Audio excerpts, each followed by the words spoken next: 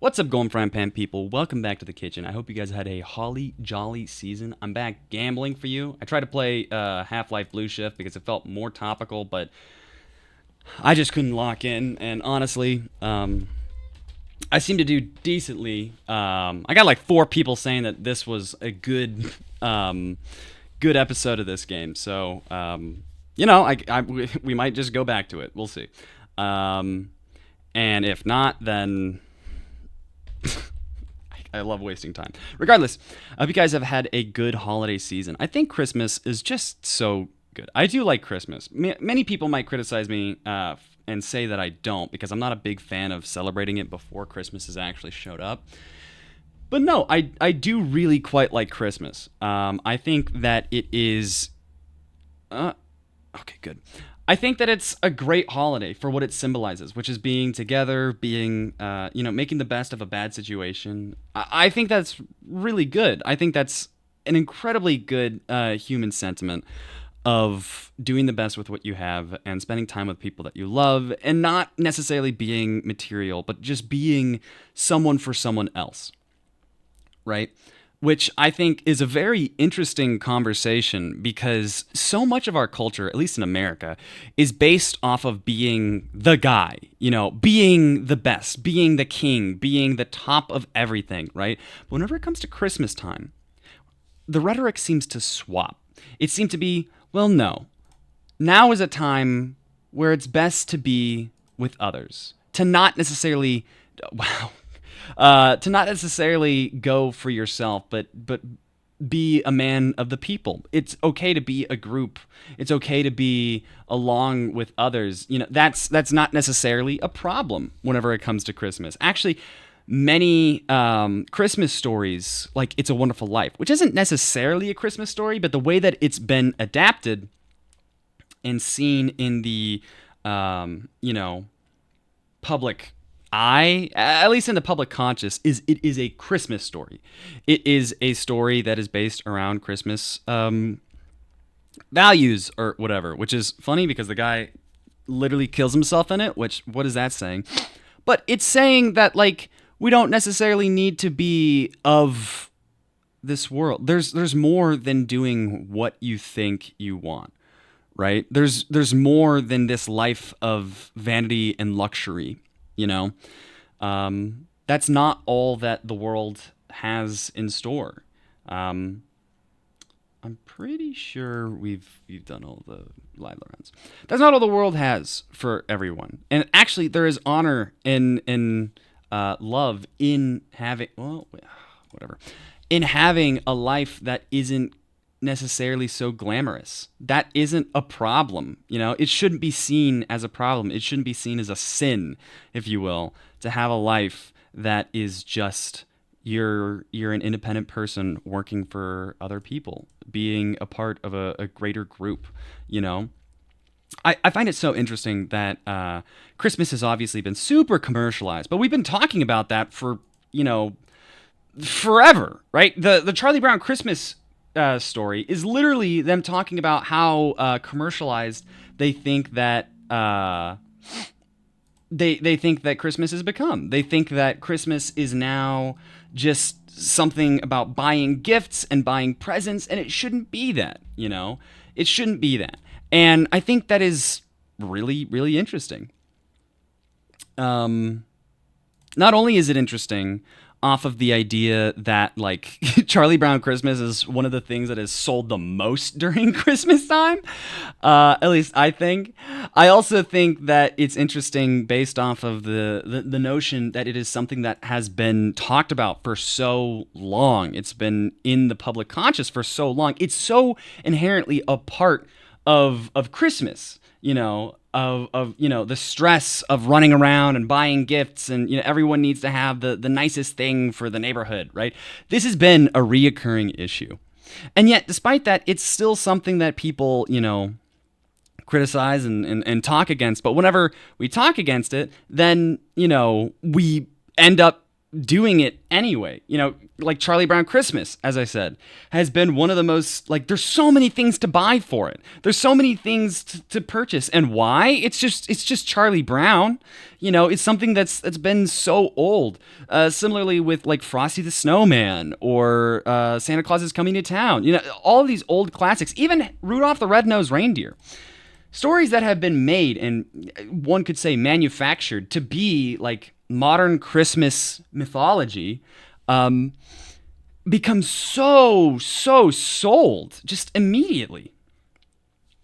And I don't necessarily know if it's sad. Oh, well, that sucks. I don't know if it's sad. It is what it is, but it definitely makes the season much more stressful and much more hollow than it really should be. I'm not necessarily one to enforce like this is about Christianity and Jesus coming down, but that notion of an almighty, all-knowing, all-powerful being giving his only son to other people that he know is evil is, I mean, it's a nice thought at the very least, right? Even if that's not necessarily something that you personally believe in, it is still a very nice thought that, we're loved and we don't have to necessarily try. We know that we won't be worthy of it. Regardless of what we do, we will still be loved.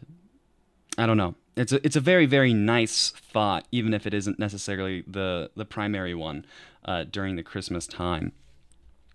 But it should be. That's what is talked about, of like, it's about being with other people and showing how much you care about it. And then whenever Christmas comes around, we just have these Christmas lists, when in reality, it shouldn't be, like, oh, I know for a fact that this is going to be what you want because you literally told me.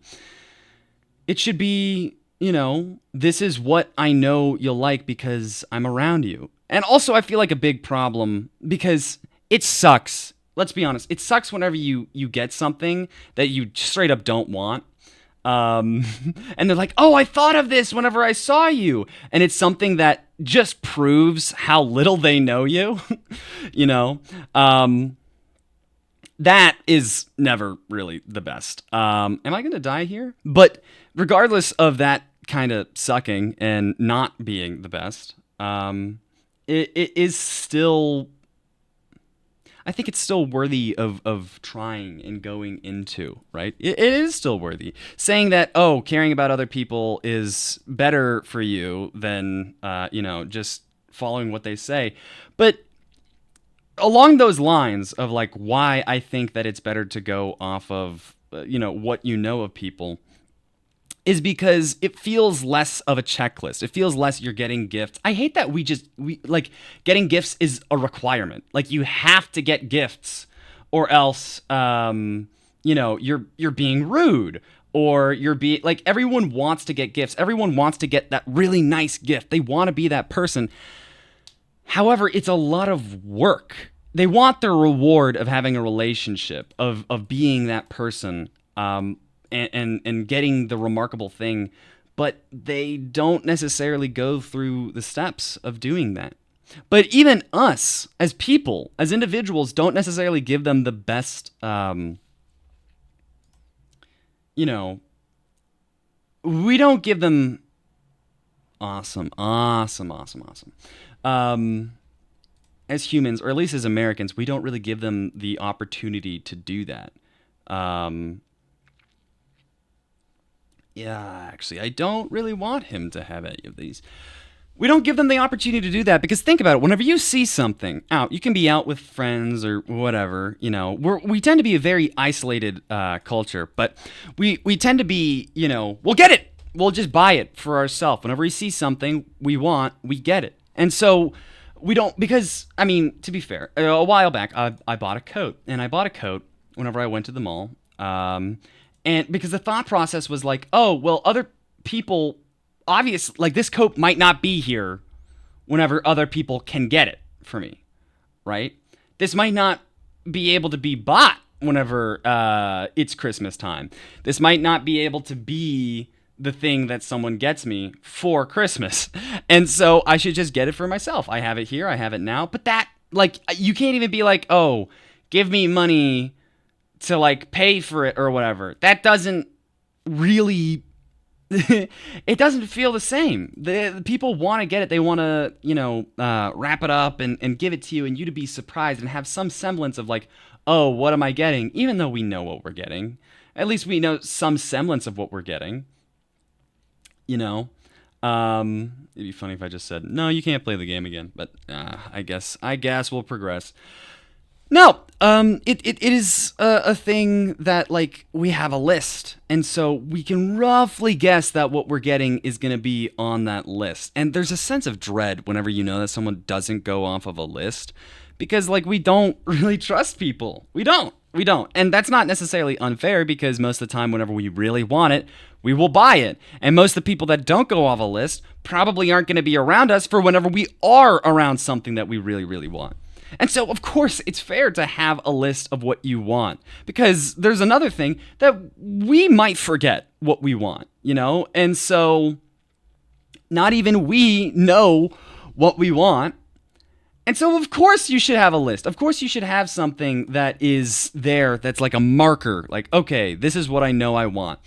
But that doesn't mean that it. Let's see. That doesn't mean that it's necessarily a good default to have. I don't think it's a good default to have. After all, cheapen isn't the right word. It doesn't cheapen gifts. It just makes it feel like it's a checklist. We get, oh, this is actually an interesting game now. Okay. Oh, never mind. It feels a little bit transactional. Like, of course I'm going to get you this because, what else would I get you, because this is what you asked for. This is what we know we want. That aspect of it feels a little bit transactional, if you ask me. But, hey, who's asking me, I hope you guys all had a very Merry Christmas, and I will see you next week. I actually have something planned to talk about of New Year's resolutions, because I talked about that last year as well. But I came up with a new improved take on the on the whole ordeal. So yeah, I hope you guys had a good Christmas. I will see you next time.